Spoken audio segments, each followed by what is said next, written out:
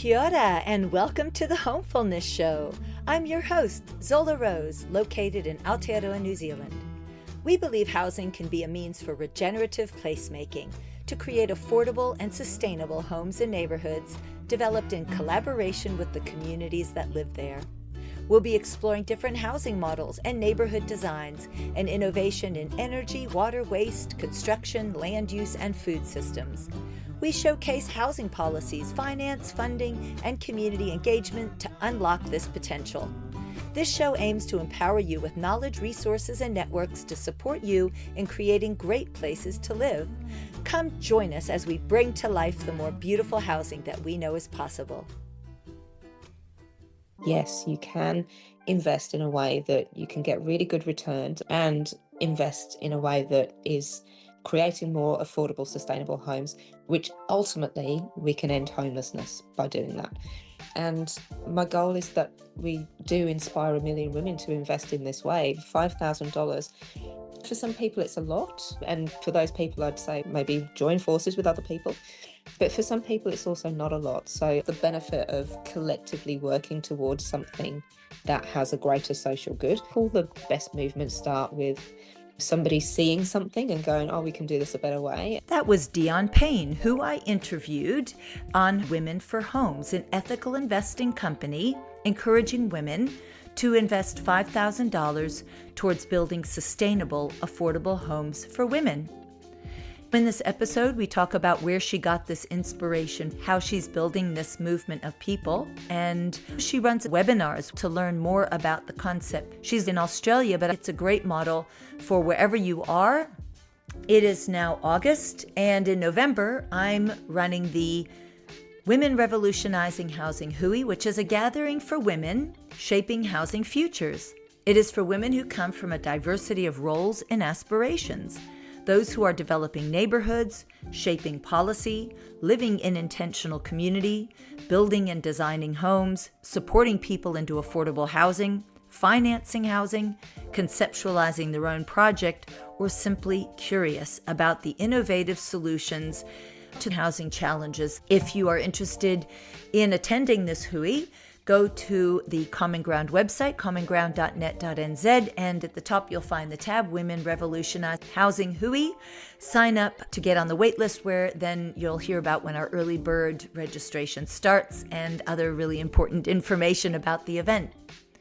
I'd like to share about the sponsor that has allowed this podcast to hire an assistant producer, Carlos, helping us create great episodes. Our sponsor is the Home Foundation, which you can find at homefoundation.org.nz. I'm going to read from their website. We envision a world where all have a shelter, feel safe, and have a place to belong. It's a charitable trust singularly focused on the eradication of homelessness. They believe it's not just a lack of safe, affordable, healthy housing, but fundamentally living without a sense of belonging. We work with public and private organizations on data-driven activities, interventions, and strategies to address the causes and symptoms of homelessness. As well as meeting housing needs directly, we seek to enable and empower other organizations in the work of providing secure, healthy, and affordable housing for all. They sponsored the podcast because they see that the Homefullness Show is educating and raising awareness about the many ways that we can address housing challenges. I'd also like to encourage you to visit the Patreon site for those interested in a community of folks who would love to work together on solutions towards our housing challenges and work together joyfully, creatively, innovatively. It's a way for you to donate to support the Homefullness podcast, to give funds, whether it's a once-off donation or have a monthly recurring donation, which helps me to be able to pay the assistant producer and the software and hardware we need to do this podcast, to produce better episodes, to educate, to get the word out about these housing solutions. The Patreon community is for us to partner and work together. You can go to patreon.com/common ground _Zola to see what that Patreon community is about and consider joining for a monthly reoccurring for as low as $5. Now let's get on to the show with Dionne Payne and Women for Homes. Welcome, Dionne, to the Homefullness Show. Dionne Payne is the founder of Women for Homes, a company whose mission is to inspire 1 million women to invest $5,000 to end homelessness by 2030. Dionne has over 10 years in the property industry, has developed affordable housing projects, raises funds for ethical property developments, and has helped over 40 investors achieve double-digit returns through property. Dionne is also the author of the #1 Amazon bestseller book, Ethical Property Investing, and regularly writes and speaks on the topic. You can find the website womenforhomes.com and also on LinkedIn. I always like to start with a bit of connection to the topic of homefulness and what does this mean and look like to you? Oh, if you break down the word homefulness, it's that sense of being at home, feeling comfortable, secure, full of joy and life. That's what a home means to me. When I think about the home I grew up in, the home I've created with my children, the challenges of life always happen, but it was always, and I hope that this is the case for my kids, that just this sense of safety and protection to come back to. Thank you. I'm sure for the women you are developing property for, that's coming through as well. Okay, what is the most interesting home or neighborhood you've ever seen? Back in 2022, I went on a tour. I'm from the UK, I live in Australia. I went back to see my family. And at the same time, I also thought I really want to understand what regenerative housing is, what it looks like, what it Mm. feels like. So I did a tour and I did some interviews along the way. And one of the places that I went to was the organization is called Bioregional. The project that they did at the time was called BedZ, which was Beddington is a borough in South London where they did zero energy homes. About 25 years ago, Sue Riddleston and her team, I think they bought the land off council or they leased the land off council. They said, this is what we want to do. Council awarded the land to them. They built close to 100 homes, all energy efficient, water efficient, using building materials that were really close by, paying attention to nature, paying attention to community, having opportunity to work sort of in from that location as well as live from that location, community gardens. I read about it and I thought, I've got to go. I went and I met Sue. The thing that stuck the most, they were using solar glazing on their windows. So basically their windows were solar panels. And Oh this was my from goodness. 25 years ago. They did a survey of about 100 homes and also a survey of a community across the street. They wanted to find out the social cohesion was in each location. And one of the metrics that they used for that was how many people do you know around you that you could have a conversation with? It was a large number. For Sue, it was in the 90 to 100. She was the proponent, but the community cohesion in BedZ was really high across the road, was matched. There's a few things for this. I guess that somebody that would want to buy into a community like that would have a certain ethos. You're more Mm. likely to find your tribe in that location. Here's a group of people that are living more mindfully and they've come together and they know each other and are a real community. I thought that was beautiful. It's one great example. The other example was a project that had taken on the principles. Bioregional did that development and created the One Planet Living framework based on all the learnings that they had so they could share that with other people. So this organization called Green Core, and they built and developed a series of homes that use hemp and also Oh. doing that in One Planet Living principles and also with a mix of affordable and social housing and regular housing. And it was the term for it is 10-year blind, but it just means nobody knows who's who and it doesn't Mhm. matter. I mean, look, it was in Oxfordshire, beautiful part of the UK. There was lots of nature, a pond. I remember climbing over the gate to get a good shot next to the lake. There was a bird like bobbing on the lake, and I was like, oh my gosh, if I was ever going to live in the UK, I would want to be living somewhere like that because it Mm. just felt good.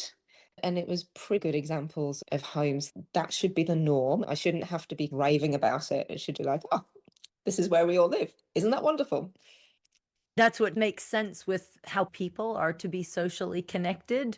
A lot of the values people hold are wanting diversity of other people and to live more sustainably is just quite a big focus for a lot of people and not have it be a fortune to have that be the case. The point of this podcast is to normalize, to bring forward neighborhoods that don't get noticed or talked about, to say it isn't just for an oddball or heroic group to manifest. It should be part of development. I like that blind tenure. I think we have a term mixed tenure here, but that idea that it's blind, that nobody knows who's getting assistance is better.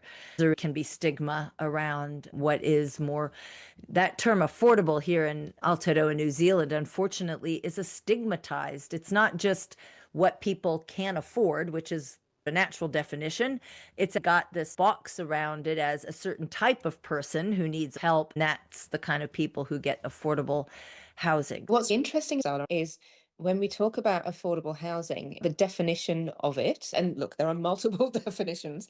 The definition I like, which the New South Wales government and lots of states around Australia put out, is housing that is no more than 30% of somebody's income. That gives people access to go, okay, I've got a home, I can breathe, save, invest, watch my kids grow up. I don't have this stress of I'm paying 80% of my income on rent. I had a conversation with somebody just the other day who was doing that. That stress is constant. If you're in that situation, you're one bad day away from homelessness. When we talk about affordable housing, a lot of people on six-figure incomes that are not able to find an affordable rental property, people on over $100,000, which is a good income, can't find an affordable place to live. They're paying more than 50% of their income on rent. It's easy to box and say, oh, well, if you're talking about affordable housing, it's for those druggos or desperate people. But actually, there's just a bit of a creep of the importance of this affordable housing to way more people than we ever thought was necessary. And where I live in Australia, a place called Mullumbimby, which is just beautiful.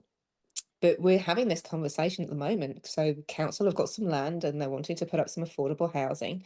And look, it's not the prettiest design. And there is something to be said for making things beautiful, for sure. A lot of the conversation is around, we don't want that, don't want affordable, bring house prices down.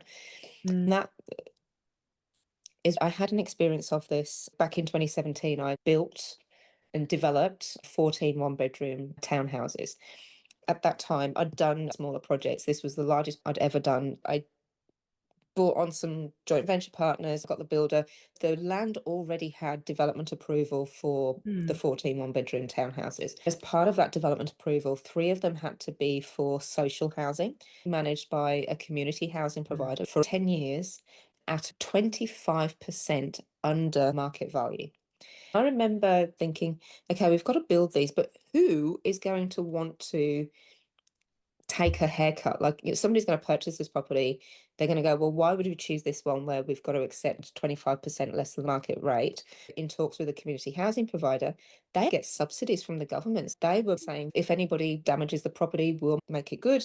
There'll be no vacancy rates because we're the tenant for the whole period. They could do all of that because of the subsidies from the government. But when we added it up, there was no difference in what somebody would have got if they bought one of the regular homes versus if they bought one of these affordable homes. The biggest pleasure was seeing the first woman move in, the social housing tenants. She had her prayer flags hanging out the window. Lots went wrong in that development. It wasn't smooth sailing at all, but eventually we managed to get it done. But it was such a good thing. It was like, in what we developed, a home for somebody on a very low income, a home for somebody on a low to moderate income. And we've got owner occupiers, we've got tenants in there. It was mostly owner occupiers, and diversity in housing and community. From that experience, I've got a 25% per annum return on my investment. That's brilliant, because most of the time you invest in property and it's like 4% if you're lucky per annum.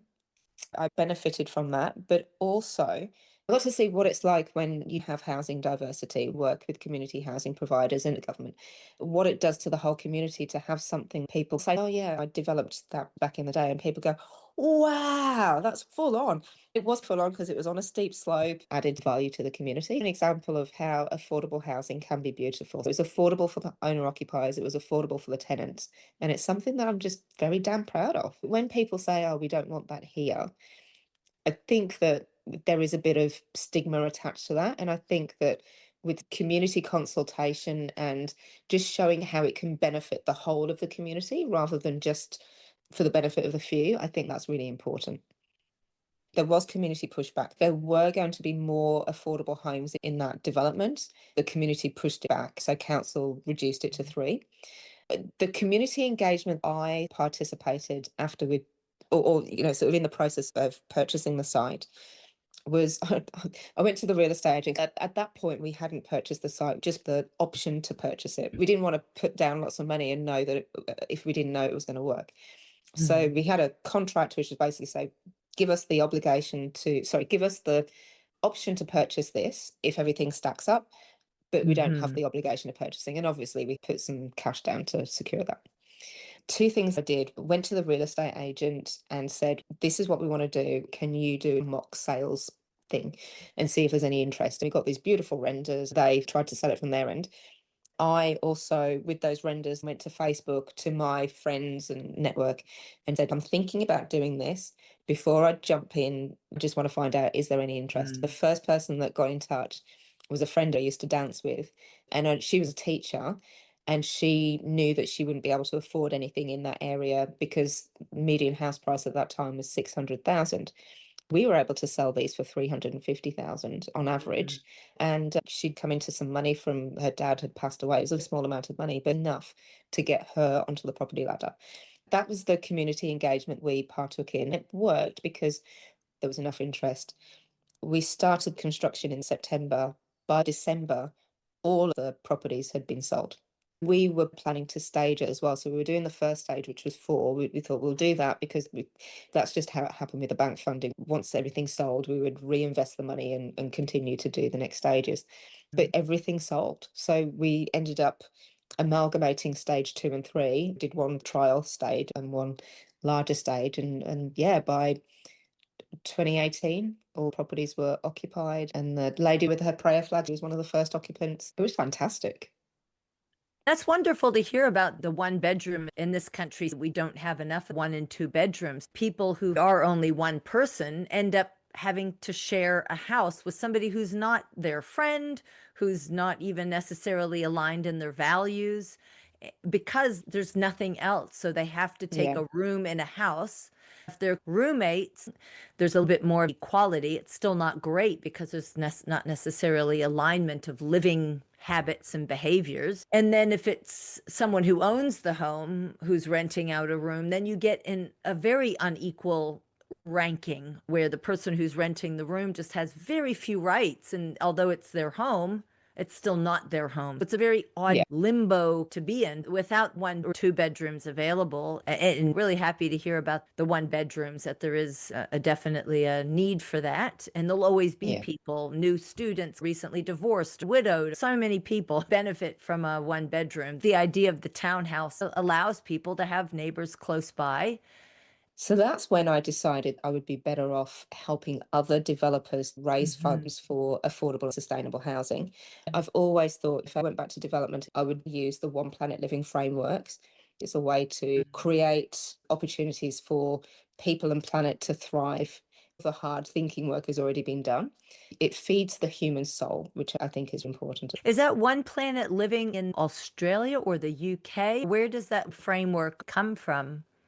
It comes from the UK, from that BedZ project, but it is global. There's projects in Australia, there's projects in Canada, there's projects in the US, there's other projects in other places that I'm not 100% sure of. It is happening. It's about how to build communities. You don't have to be a developer to use it. You could be a local council or a school or something like that. They have 10 categories that you can work through. So looking at how do you encourage nature? How do you encourage human happiness and health? using materials within 25 miles of where the building, using renewable energy, water reuse, growing food, and there's definitely more. I'm not an ambassador for One Planet Living, but it's a cool framework, really holistic. I had a meeting this morning. I'm having a Women Revolutionizing Housing Hui conference in Aotearoa. It's 3 days of women coming together professionally and those championing housing change. If every home could have one thing, what would it be? And for me, my answer was an advisor, like a funded advisor, because in Aotearoa, New Zealand, you can have a healthy homes advisor that the council pays for. They'll come for up to 2 hours, look around the house and say, oh, that you could change that, add that fairly affordably, and therefore you've got a warmer, drier home if you do those few things.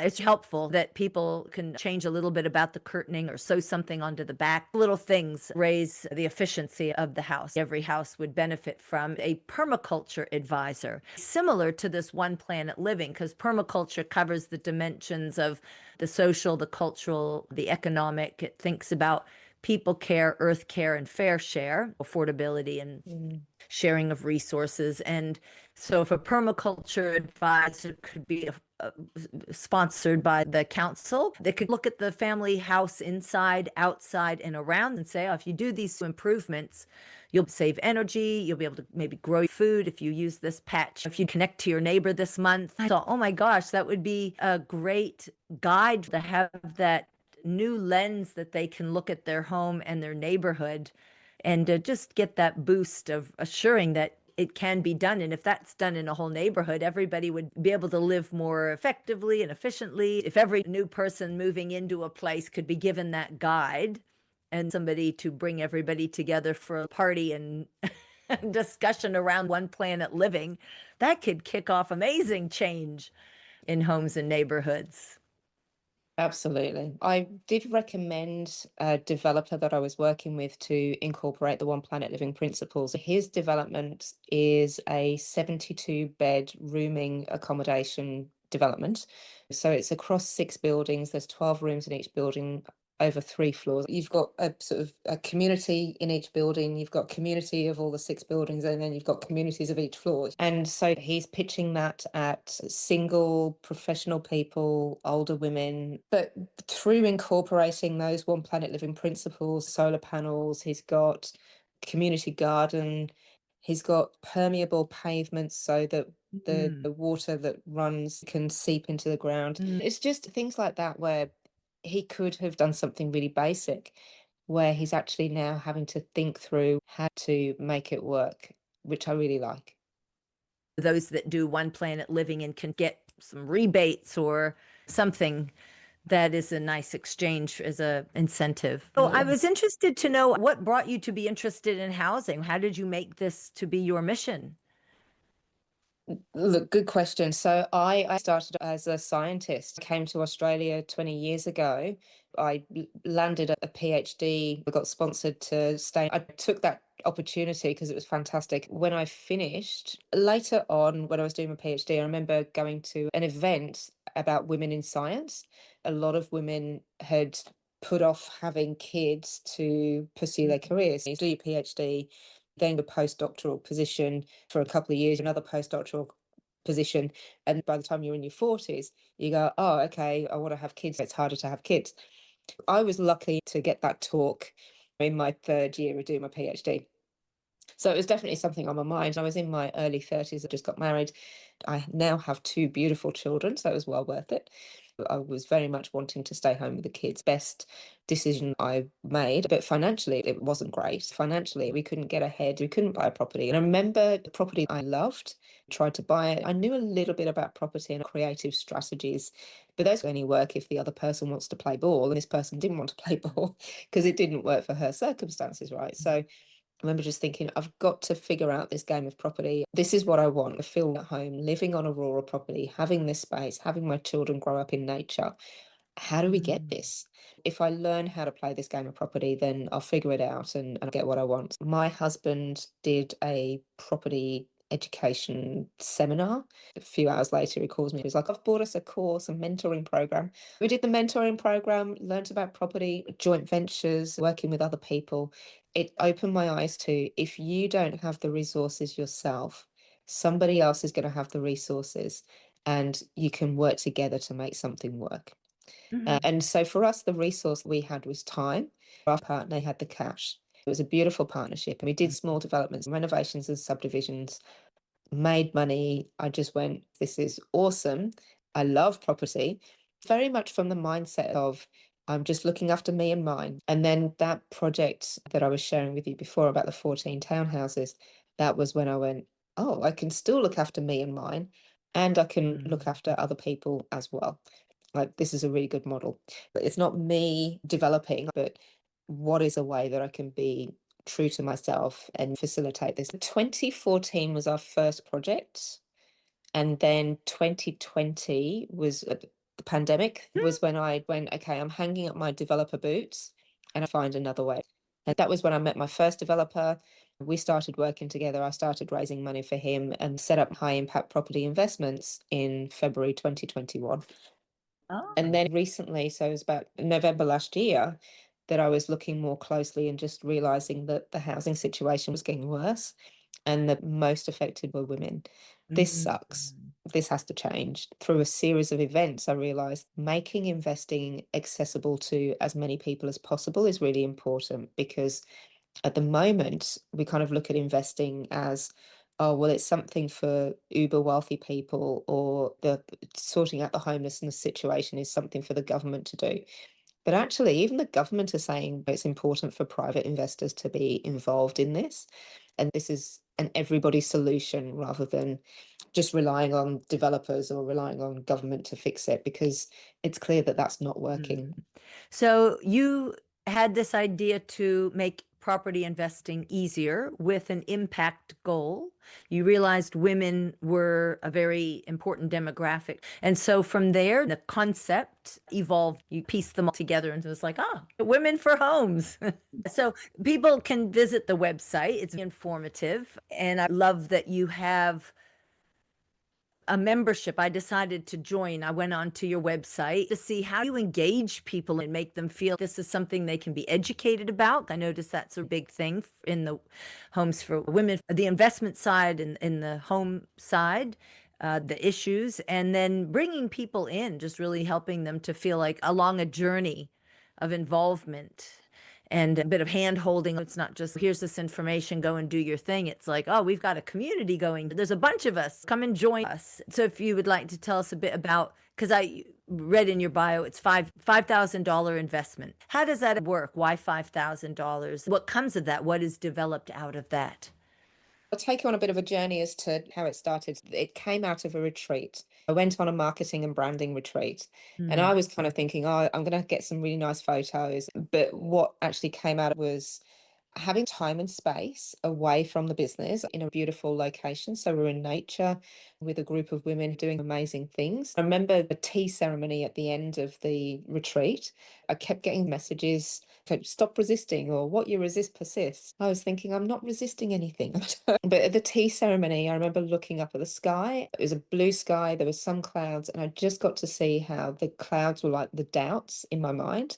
Behind that was the blue, brilliant sky. It left a big impression on me. I can let the doubts go and I can really step into something that has been sitting here for quite some time. This journey over the last, goodness knows, almost a year has been like letting go of the doubts and stepping into something bigger. When I started, I didn't know exactly what it was going to be, but I just knew having somewhere to invest was important, but also the education part was important, because when I looked at, well, why are women most affected by insecure housing and homelessness, it all comes down to the gender pay gap and the gender superannuation gap and the divorce that typically affects women in worse than men, and taking time out to care for children, learning that those are, and it's not that there's anything wrong in taking time out to care for children, but if you don't have the awareness of the impact on your finances, you cannot prepare. And Mm. so women ending up homeless were not able to prepare for this. And so what I saw for Women for Homes was fund, invest, build more houses, but also stop women falling into the river in the first place. So that's been the journey of Women for Homes. We have the Financially Empowered Women podcast, where I interview women who are experts in financial matters, whether that be debt, superannuation, tax, estate planning. And now, when I say all of those things, they just sound really dry and boring. And I was determined the Financially Empowered Women podcast was not going to be anything like that. It was going to be joyful and fun. I do a video podcast and put it up on YouTube, and they have those little snippets on YouTube. I think that's Or- why you and I get along, because joy and fun are very high values in the way I work. So that was the Financially Empowered Women podcast. We are 24 episodes in, just finished season 1, about to start season 2. It's been so diverse. We've had people come in and talk about property, had one beautiful lady come in and talk about the sort of gender that ended up being a therapy session for me. I'd had an incident earlier where I was very direct and somebody labeled me as aggressive. I was being direct. The reflection was, when we step out of our gender roles and act assertive, which is typically male, that's very threatening. The comment she made that stood out was, somebody's going to be uncomfortable, let that be them. And I was like, that's a good way to see it. Lots of diverse episodes and fun to create. With the Women for Homes Fund, I knew I needed to build an audience first, because setting up a fund is a way to invest money, and it's like it's just a holding pool, so then you can invest money into something else. But setting up that structure and making sure it's compliant and making sure that ASIC, which is the Australian Securities and Investment Committee, have governance over that, and you've got your licensed financial services people. So all of that is expensive. I knew we needed to build our audience first. That's the role. I mean, now audience building, the podcast is part of that, getting the message out there and saying to people, well, yes, you can invest in a way that you can get really good returns, above market returns, and invest in a way that is creating more affordable, sustainable homes, which ultimately we can end homelessness by doing that. That's the message I'm saying again and again and again. And my goal is that we do inspire 1 million women to invest in this way. $5,000. For some, it's a lot. And for those people, I'd say, well, maybe join forces with other people. But for some people, it's also not a lot. So but it's the benefit of collectively working towards greater social good. All the best movements start with somebody seeing something and going, we can do this a better way, and then inspiring other people to be part of that. So that's what Women for Homes is about. With that 5,000, does that just sit in a fund at the moment that is having some return on it, and then eventually go to an actual property development? Yes, right now there is no fund. Right now I'm collecting expressions of interest from women. Once we've got a critical mass, we'll invest. In fund management, you never really want cash sitting around not doing anything, because you have an obligation to people to give them a return on that investment that they've made. So it needs to be out to work. So again, no money's coming in until we've got all that sorted out. But once we have the fund up and running, and I believe it's when, not if, so when we do have that fund up and running, we will be investing into projects that are creating affordable, sustainable, and inclusive homes. And when I talk about inclusive, for people with disabilities, First Nations, single parents with children, providing homes for everybody to feel safe and secure. So that's the Women for Homes Fund in a nutshell. Right now we're in that expressions of interest collection phase. Once we've got that critical mass, then it's all stations go, and we will be investing into projects that are going to make a difference. The developers we work with have to define the impact that they're going to create, report on that, measure the impact they're creating, and then report on that impact as well. So it's not greenwashing or impact washing, it's genuinely impactful projects. Over time, it could be a diversity of projects. For instance, the one bedroom townhouses could be one version of a project. Exactly. Reflecting on my own experience, if there had been a network similar to what you've set up, I might have been saved from homelessness. I was couch surfing or in Airbnbs, but so short term. We were Yeah. this is me and my two children. My partner and I bought a house together, but the relationship was rocky. But I thought, well, with the property, that maybe it would either save the relationship or we could work something out with him leaving, but me somehow buying him out. It was too soon from buying the property and doing renovations to him leaving and wanting his money quickly. There'd been no equity built. I'm a migrant to New Zealand, so I didn't have a big network of friends or family here. So that was another dynamic. I have two teenagers of different gender. So I needed a 3-bedroom house for the three of us. So there was all these dynamics that I had come into this house with him being a 50% and my income being such that we both needed to pay the mortgage, dual income. And so I was reflecting, I wonder how I might have been saved from having to sell the house, give him his half, and struggle.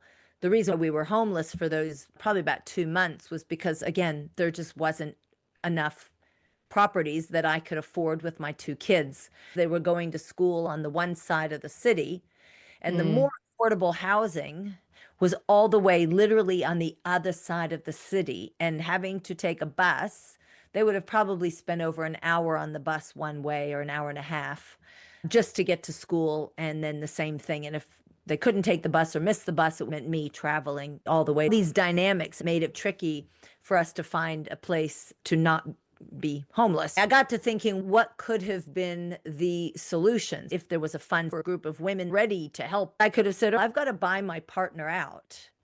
Would you like to be an equity investor? It was an up and coming area. It was an area where there was a hospital and there was a university and a few other things that made it a good neighborhood. Would have doubled in 10 years with the way property is going. I thought that would have been a wonderful opportunity if I could have stayed in my house where we'd already had connections. It was good for the kids to be there and had a group of women to somehow invest and be equity owners with me. How Yeah. wonderful to have that relationship and me not being left with nothing. So that's what I mean by diversity. Some women might want to keep a woman in the house and in the community, especially if she's got kids, where the kids also benefit from staying where they are. I think this homeless that you were saying about women, it looks very much like my kind of homeless, where it's not obvious. I was working full Yeah. time, have a master's degree, but the circumstances were such that all those combination of things created this homelessness and distress. It didn't need to be that way if other circumstances were in place. I think that term of homelessness has a negative rap. It's all these people who were just so much an effort to save. They need this and that, and it's a whole realm of services. But there's actually women like me who don't need very much except a co-investor. Yeah. I've got a great credit record, great references, and very capable. I just needed that mechanism to keep that investment. Somebody may start in your position, but the sort of stress and anxiety of that ends up so that they do need more wraparound services because their mental health is not good. Just because of constant stress and anxiety, it's not good. I've never been homeless. So my parents had a home everywhere we've lived, but I do remember when I first moved from the UK to Australia, and I remember somebody asking me, do you like it here? Lived in an area called Byron Bay, which is this beautiful coastal area. And somebody said, do you like it? And I was like, I don't think it's edgy enough. A few years later, I realized I spent a lot of time in the UK being on edge. I grew up when there was the IRA, nail bombs, horrible terrorism. I remember walking around thinking I could be attacked at any time, always having my keys between my fingers. I just that low level anxiety from where I lived. If homelessness or insecure housing was a feature on top of that, that low-lying anxiety that I had then could have been amplified even more. And even then, like when I realized the difference of, oh, I live in Byron Bay and I feel safe, I don't have to have that low-level anxiety. Oh, it was so good for my nervous system. While I've not been homeless, I've had that sense of not feeling on an even keel. I do have empathy for living on edge because of not having a home. And there's so many people that kind of they're in a home, but it's that edge of can they afford it every month? With rates going up, that's another way people can lose their home. Energy costs. In some cases, they might be in an area where insurance says it's too dangerous to insure your house. So many things put people on edge. We're in a climate emergency, yet none of our politicians are paying attention. Over here, Labour are saying we will have more coal mines. And the insurance companies are saying, we're not going to insure you because you're in an area where there's climate risk. I find that fascinating. And they're still insuring these coal mining businesses. That could take us down a whole track of the powers that be.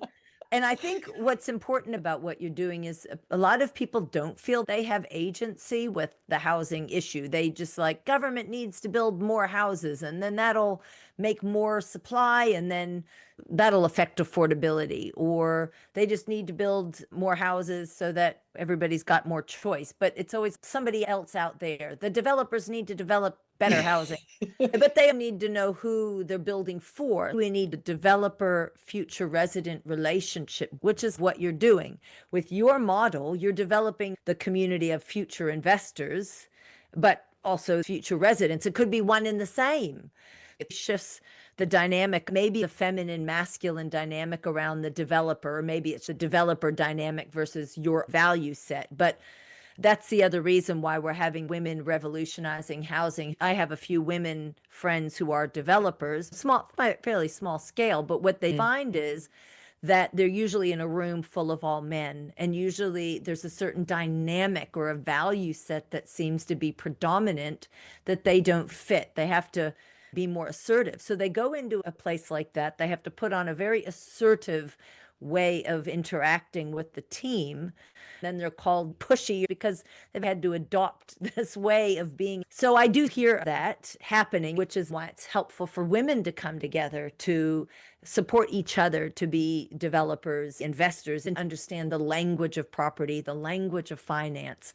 Women have a different way of being and talking about these topics. It's important we cultivate ways women can come together. And my way at this conference, I'm hoping that women are going to create enough connection that they stay in touch with each other. That's the vision, that I find ways or they find ways that we carry on connecting beyond the 3-day event. I see you're doing that through your membership portal and regular watch party, where you allow people to come in on your interviews so that others can ask questions and feel a part of it, which is important. So I find that women tend to want to create community around the mission that they're doing. They want to bring others along with. It's that African proverb, if you want to go far, go together. Women do that. We want to go far. Fast would be nice because we have a crisis, but we also know that the far is important and to be values driven, not just far to get anywhere.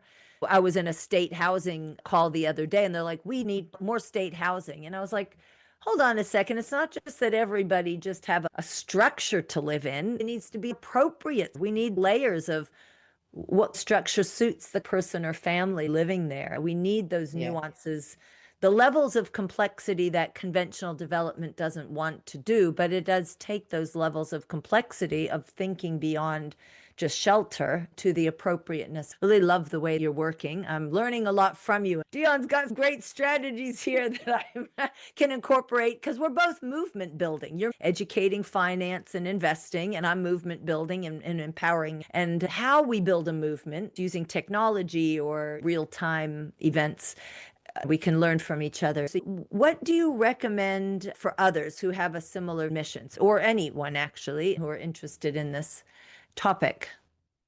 Yeah, the podcast and signing up for Women for Homes is good. Come and join the conversation. I do a lot of posting on LinkedIn and writing that. I realized there's lots of women that have been thinking in a similar way or thinking, oh, actually, I want to be doing something about this, but I don't know how. I think that's the most important thing. Come and join the conversations. We all have something to give. I loved what you said about movement building. I'm not one for big organizations. I like lots of little scrappy organizations that link resources doing Mm. their thing in the same ecosystem. I definitely want to stay connected in your orbit. I know you're doing amazing things. All these little organizations coming together, sharing knowledge and resources will solve the housing crisis. I really do. I'll definitely be sharing the show before the Hui, but we're looking at strategies that we can do here in this country. And so part of the conference is bringing these ideas. Maybe we can have a branch here. Maybe something around this investment model could work. I Yeah, like the yeah. idea that you say, let's each person or group have their niche, and then we just link up and share ideas. Do you have a fun fact about yourself? Something most Ooh. people don't know? Okay, this is very new for me. A few years ago, I was in a dance troupe called the Cassettes, an 80s dance troupe. We'd learn choreography to an 80s song and then perform it. That was a lot of fun. And I stopped doing that because I was getting more into development and getting busy, and I just couldn't commit to regular times. Dancing has been part of my life and I love it. I'm getting back into that. The other thing is singing. I've always been a closet singer. Now I'm going to join a choir. Yes, I think having the creative side fed is so important. And then that bleeds out into the other aspects of the work that we're doing, that creative energy that we've got doing dance or singing definitely infuses the work. And we're going to be doing that during the Hui as well. When we get together, we don't just all talk.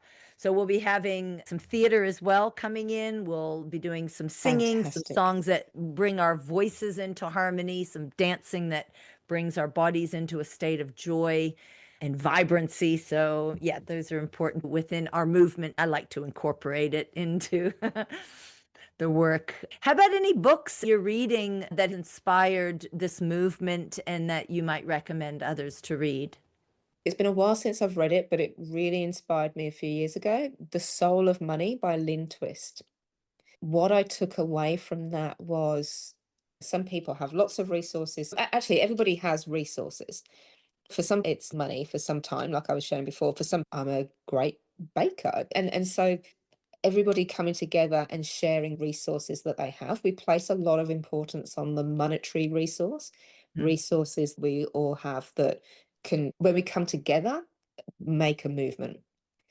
I just loved that book because it made me realize that if you have lots of money or you have very little, there's still mindset stuff around that. For me, it helped me be really compassionate rather than have a sense of competition. We're all going through our stuff.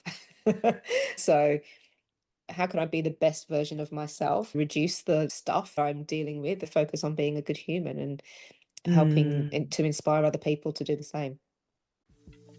I'd like to take a brief moment to share with you about Common Ground, the consulting agency to provide professional services to enable more affordable, socially connected, resilient, and climate adaptive housing and neighborhood development and place-based living. So Common Ground works with local government, with community housing providers, with for-purpose developers, and with groups of people wishing to lead their own housing initiatives. We provide services in housing strategy, design and facilitation of meaningful community engagement, research, policy development, training in new approaches to better housing outcomes. We also provide services in workplace culture and communication to create more cohesive and effective working teams and workplaces. So why work with Common Ground? Well, we take a whole systems and innovative approach. We have decades of experience in community and regenerative development. We have compassionate work culture. We're aligned with community engagement best practices of IAP2. Our knowledge is research-based, and we work with a spirit of joy, creativity, and collaboration. You can visit our website at commonground.net.nz to learn more about our services, to get 2 reports that we've written on housing for women and the Community Land Trust model, and please sign up for our weekly newsletter for inspirational resources, links to case studies that showcase successful initiatives and policies, and get announcements to upcoming events. Oh, that's beautiful. Any podcasts or YouTube channels you recommend on homes and investing? the Financially Empowered Women podcast. There's a gentleman, Daniel Priestley. He started a company called Dent, and they do a lot around business coaching. So a lot of the stuff that I learned around business and marketing came from them. Daniel is doing great work in helping people understand entrepreneurship. Any other resources you would recommend for women or anyone to check out? The beauty of Women for Homes is it caters to as many women as possible. If they have very little, there's the Financially Empowered Pod. If they have a lot, there's a framework, an opportunity for them to invest into creating more affordable, sustainable homes. So on that basis, I would recommend, so if somebody is struggling, looking at their finances and thinking, this isn't working for me, I need to change something, how do I do that? There are financial counsellors who work with the government and are free. That's an Mm, opportunity. There are money mhm. coaches who are the middle ground between the free version and financial advisors. If you've got a moderate amount of money but you need support, money coaches are fantastic.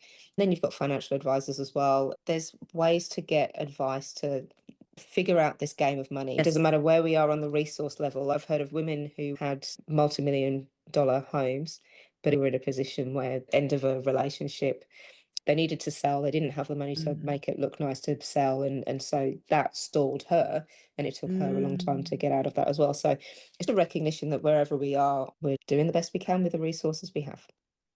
And to not be embarrassed or ashamed to not know. I definitely wish I had gotten more advice before taking action on some things financially. One other point I wanted to see how it works with your model, which is a term called perpetually affordable housing.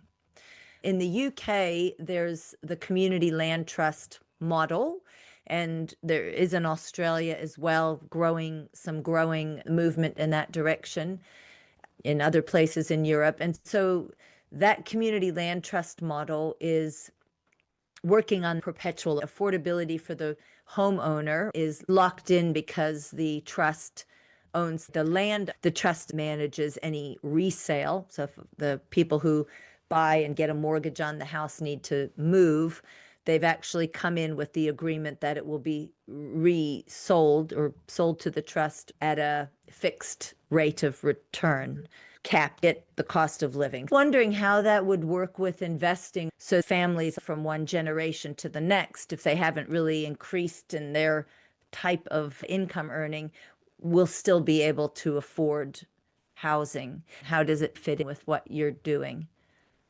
First, going back to that project that I did, the 14 townhouses, one of the things that in hindsight I wish that I had changed was to have it be perpetually affordable. The condition was it had to be managed by a community housing provider for Mm, 10 years. That mm, 10 years is coming up quickly, 2027 for the first 4 units. House prices have moved so much that unless the investor of that property and the community housing provider come to an agreement and just mm, say, we will keep this going, but mm. they have the right to take that out of the model and put it back into the private market. Moving forwards, perpetually affordable housing is important. To answer your question about the community land trust, I think it's a great model. I know it exists and some organizations are working on it. And I even know a developer that has put together a community land trust I think it's a great idea. Would it work for the Women for Homes model? The Women for Homes model is about supporting the housing continuum. So it's Mm. about that there's developers that we work with who are providing social housing, who are providing affordable rental housing, who are providing we call it over here shared equity homes, be able to step into something with somebody else that would put some money in. You could get the rest with the mortgage. There are developers that we're working with that are doing retirement villages, end of life care. So it's really about looking at that diverse range of housing Mm. across that continuum. Could community land trust fit in there? Absolutely. All we need is a developer or organisation has that genuine desire to create that impact and it just be done in a way that works for everybody. We're working with not-for-profit organisations as well as for-profit organisations. There's plenty of space to make this work. That's great to hear. You're not doing just one model with the blind tenure or mixed tenure model. It could be that a woman wants to invest in something that has that locked in affordability because that's her value. I know that's my value. That's what I'd like to invest in, but others, it's not their value, but it still goes towards something that is providing at least initial affordability if it's not perpetual. So I'm really happy to hear it's something you already aspire to see more of, or you do still hope that social housing provider would want to keep that arrangement. That would be wonderful. Yeah. It's good to raise that because some don't realize affordability can be locked in and how it can be locked in, whether a community land trust or an arrangement between an investor and a social housing provider, how that could work. Is there anything else you'd like to share before we end today? I just do really believe that ending homelessness is possible. This is I'm going to say man-made situation. That's not a man-blaming comment. It's just like we've created this. We can grow to solve this. That's my encouragement to everybody to come on board because we can fix it, have a better society as a result. I believe that's true. Come on board. It's a great invitation, and you've made such a lovely community. I highly recommend everybody go to the Women for Homes website, join to get those email that encourage different ways of learning along this journey and participating. One thing I forgot to say is that I wrote the book Ethical Property Investing. I'm giving a free downloadable copy to anybody that would like it. I'm happy to share that link with you so you can provide that to your audience as well. That would be great. Thank you, Dionne, for making the time today. My pleasure. Thank you so much. It was lovely to be here. You're going to be very inspired with today's episode where I interview Dionne Payne on her really interesting project or company called Women for Homes. It's a really innovative idea that is tackling homelessness for women through ethical property investing. I met her over LinkedIn, and she's in Australia. And hopefully it's going to be an idea that takes root in many different countries. What I really like about the idea is that it's quite a doable thing. $5,000, 1 million women. There must be 1 million women out there who are willing to put in $5,000 with an ethical property to be able to build affordable housing for women. We talk about a lot of interesting things on the show. That was Dionne Payne with her investing. That was Dionne Payne speaking about her company, Women for Homes, with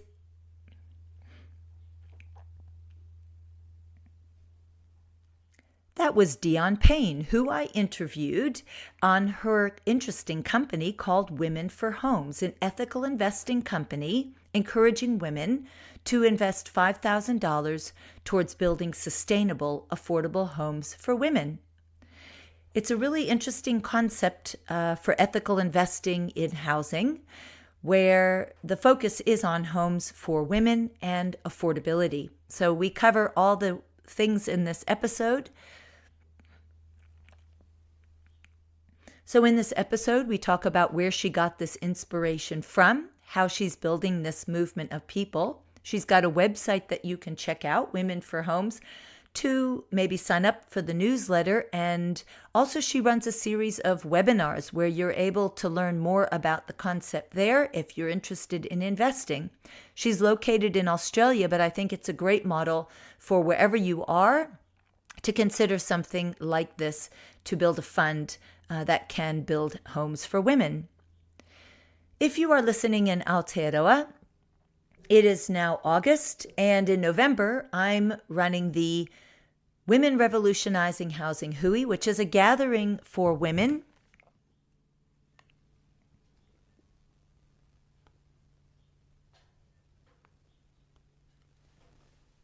It is a gathering for women shaping housing futures. It is for women who come from a diversity of roles and aspirations, those who are developing neighborhoods, shaping policy, living in intentional community, building and designing homes, supporting people into affordable housing, financing housing, conceptualizing their own project, or simply curious about the innovative solutions that there are to the many housing challenges that we all see around us. If you are interested in attending this HUI, go to the Common Ground website, commonground.net.nz, and at the top you'll find the tab Women Revolutionizing Housing HUI. Sign up to get on the wait list, where then you'll hear about when our early bird registration starts and other really important information about the event. I'd like to share about the sponsor that has allowed this podcast to be able to hire an assistant producer, Carlos, who's helping us to create really great episodes. The importance of this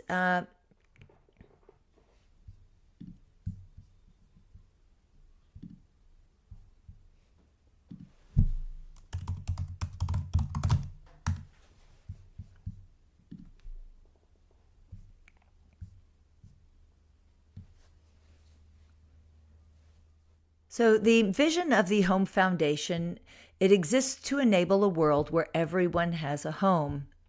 And they see homelessness as a global problem, and they realize that it can be solved.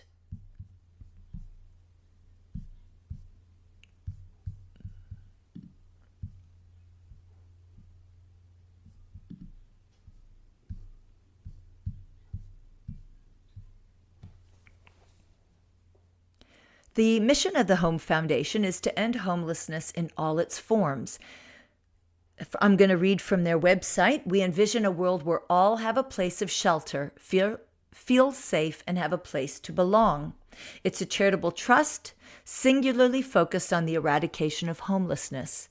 They believe it's not just a lack of access to safe, affordable, and healthy housing, but actually more fundamentally living without a sense of belonging, while practically meeting the housing needs of whānau and individuals who are currently not able to access secure, safe, and healthy homes is vital. It is just one of the many important solutions to ending homelessness.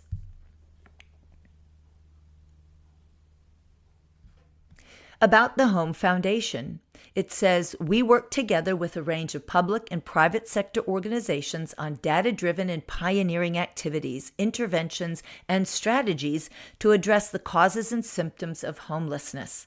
As well as meeting housing needs directly, we seek to enable and empower other organizations in the work of providing secure, healthy, and affordable housing for all. And so that's why they sponsored the podcast, because they see that the Homefullness Show is educating and raising awareness about the many ways that we can address housing, the housing challenges, as well as homelessness in all of its forms.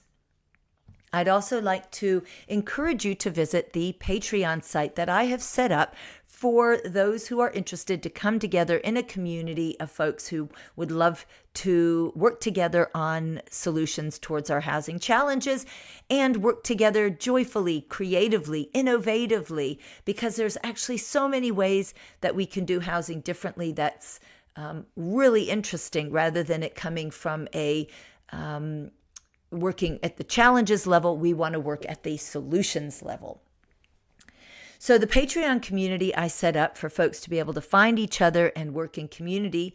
It's also a way for you to donate to support the Homefullness podcast, to be able to give funds, whether it's a once-off donation or have a monthly recurring donation, which helps me to be able to pay the assistant producer, Carlos, and even the software and the hardware that we need to do this podcast, to produce better episodes, to educate, to get the word out about these housing solutions. So the Patreon community is for you and for me, for us to be able to partner and work together. So visit that at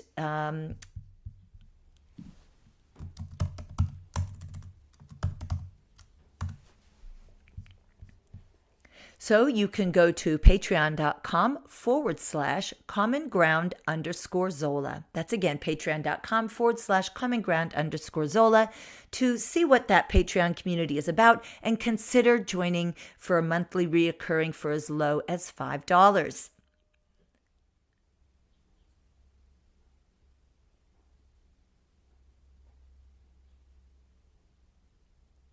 So now let's get on to the show and hear about this really great, interesting So now let's get on to the show where I interview Dionne Payne on her really interesting and ethical investing. So now let's get on to the show with Dionne Payne and Women for Homes.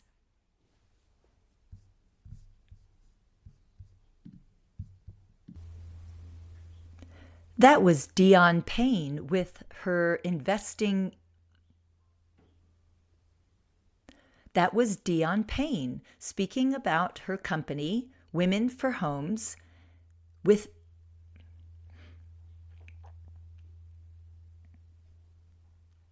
That was Dionne Payne, who I interviewed on her interesting company called Women for Homes, an ethical investing company encouraging women to invest $5,000 towards building sustainable, affordable homes for women. It's a really interesting concept for ethical investing in housing, where the focus is on homes for women and affordability. So we cover all the things in this episode. So in this episode, we talk about where she got this inspiration from, how she's building this movement of people. She's got a website that you can check out, Women for Homes, to maybe sign up for the newsletter. And also she runs a series of webinars where you're able to learn more about the concept there if you're interested in investing. She's located in Australia, but I think it's a great model for wherever you are to consider something like this to build a fund that can build homes for women. If you are listening in Aotearoa, it is now August, and in November, I'm running the Women Revolutionizing Housing Hui, which is a gathering for women.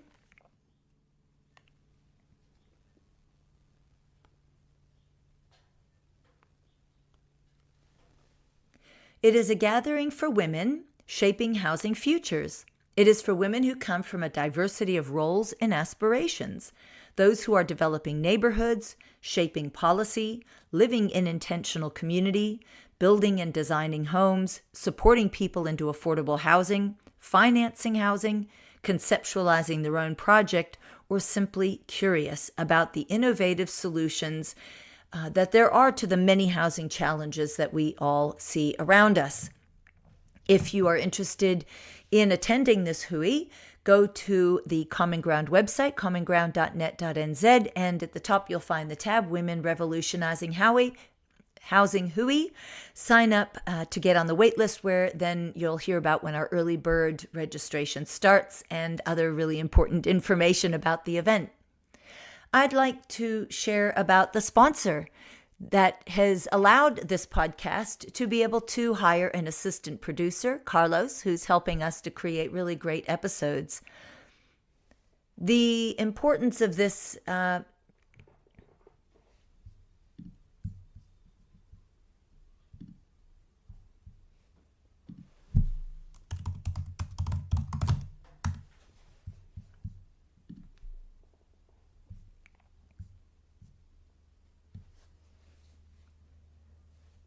So the vision of the Home Foundation, it exists to enable a world where everyone has a home.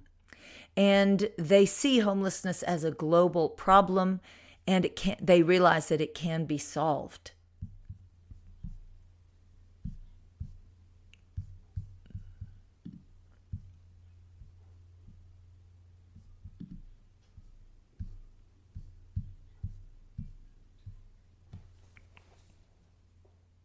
The mission of the Home Foundation is to end homelessness in all its forms. I'm going to read from their website. We envision a world where all have a place of shelter, feel safe, and have a place to belong. It's a charitable trust singularly focused on the eradication of homelessness. They believe it's not just a lack of access to safe, affordable, and healthy housing, but actually more fundamentally living without a sense of belonging, while practically meeting the housing needs of whānau and individuals who are currently not able to access secure, safe, and healthy homes is vital. It is just one of the many important solutions to ending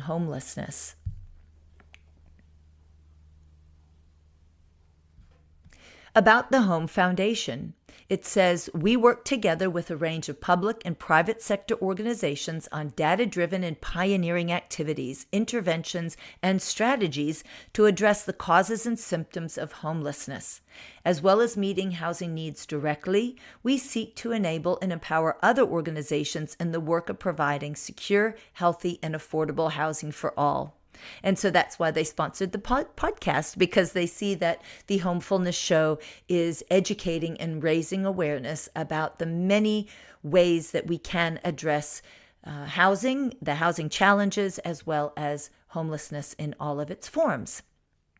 I'd also like to encourage you to visit the Patreon site that I have set up for those who are interested to come together in a community of folks who would love to work together on solutions towards our housing challenges and work together joyfully, creatively, innovatively, because there's actually so many ways that we can do housing differently that's really interesting, rather than it coming from a working at the challenges level. We want to work at the solutions level. So the Patreon community I set up for folks to be able to find each other and work in community. It's also a way for you to donate to support the Homefullness podcast, to be able to give funds, whether it's a once-off donation or have a monthly recurring donation, which helps me to be able to pay the assistant producer, Carlos, and even the software and the hardware that we need to do this podcast, to produce better episodes, to educate, to get the word out about these housing solutions. So the Patreon community is for you and for me, for us to be able to partner and work together. So visit that at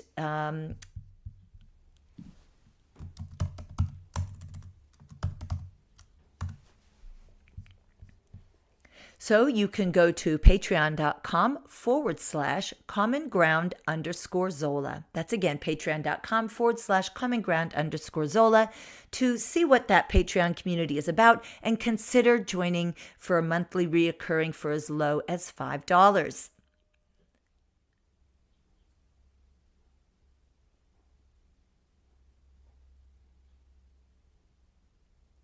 So now let's get on to the show and hear about this really great, interesting. So now let's get on to the show where I interview Dionne Payne on her really interesting and ethical investing. So now let's get on to the show with Dionne Payne and Women for Homes.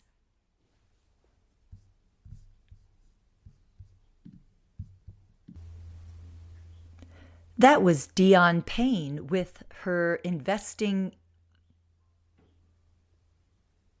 That was Dionne Payne speaking about her company, Women for Homes, with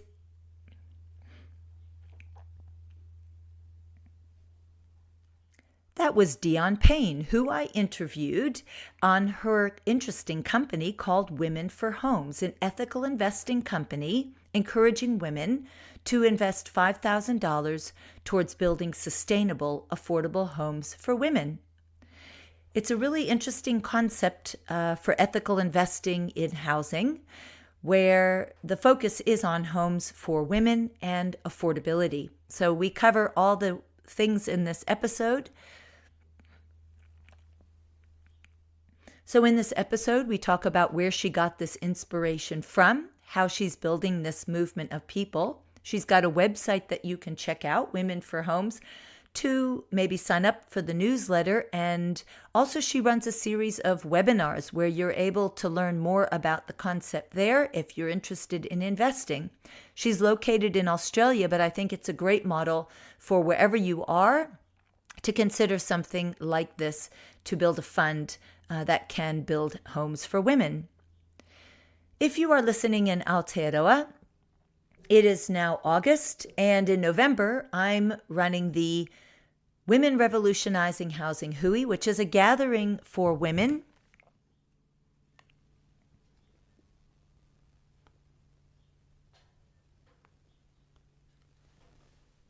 It is a gathering for women shaping housing futures. It is for women who come from a diversity of roles and aspirations. those who are developing neighborhoods, shaping policy, living in intentional community, building and designing homes, supporting people into affordable housing, financing housing, conceptualizing their own project, or simply curious about the innovative solutions that there are to the many housing challenges that we all see around us. If you are interested in attending this HUI, go to the Common Ground website, commonground.net.nz, and at the top you'll find the tab Women Revolutionizing Housing HUI. Sign up to get on the wait list, where then you'll hear about when our early bird registration starts and other really important information about the event. I'd like to share about the sponsor that has allowed this podcast to be able to hire an assistant producer, Carlos, who's helping us to create really great episodes. The importance of this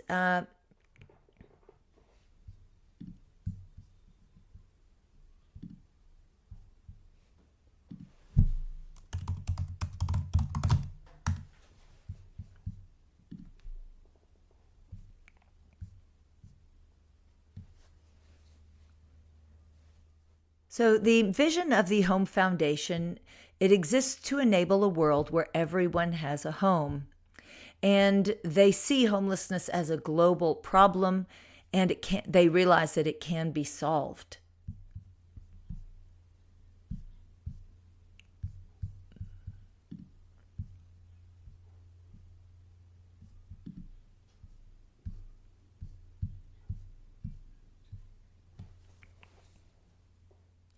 The mission of the Home Foundation is to end homelessness in all its forms. I'm going to read from their website. We envision a world where all have a place of shelter, feel safe, and have a place to belong. It's a charitable trust, singularly focused on the eradication of homelessness. They believe it's not just a lack of access to safe, affordable, and healthy housing, but actually more fundamentally living without a sense of belonging. While practically meeting the housing needs of whānau individuals who are currently not able to access secure, safe, and healthy homes is vital, it is just one of the many important solutions to ending homelessness.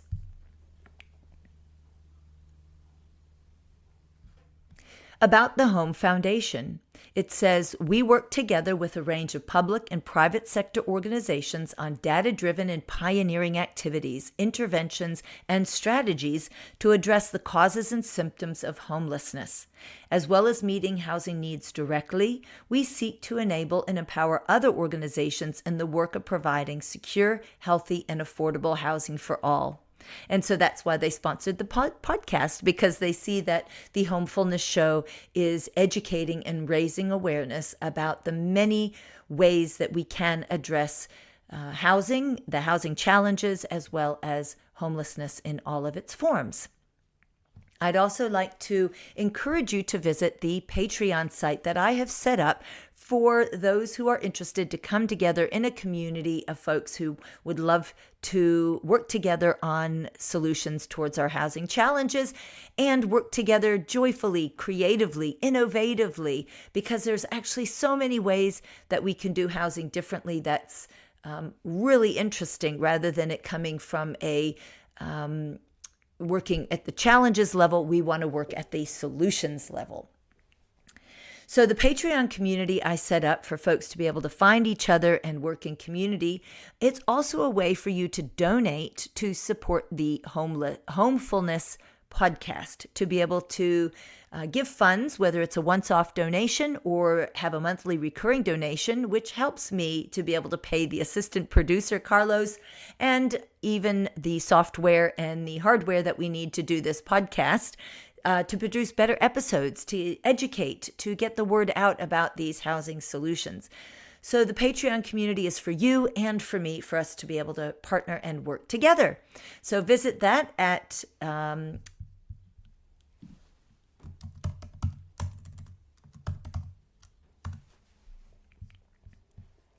So you can go to patreon.com/common ground _Zola. That's again, patreon.com/common ground _Zola to see what that Patreon community is about and consider joining for a monthly reoccurring for as low as $5.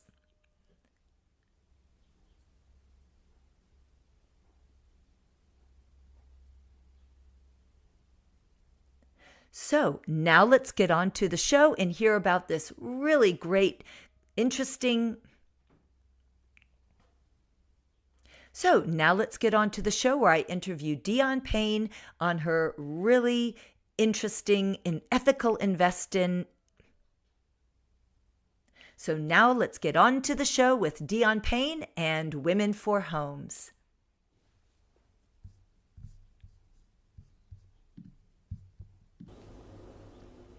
I'd like to recognize the Home Foundation, which is a sponsor of this podcast. They sponsored 6 episodes so that I can pay an assistant producer, which is Carlos, to help me to make the best quality episodes that we can.